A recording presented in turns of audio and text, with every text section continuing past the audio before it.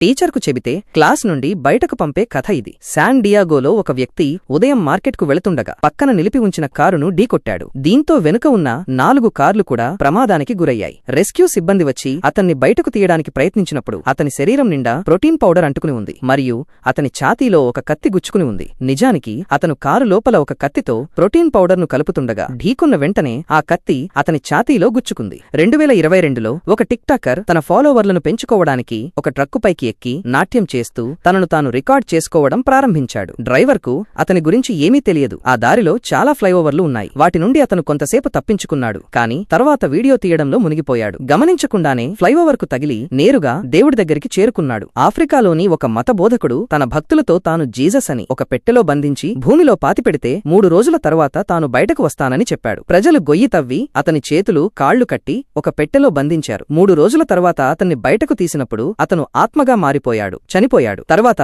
అతన్ని మళ్లీ అదే గుంటలో పాతిపెట్టారు.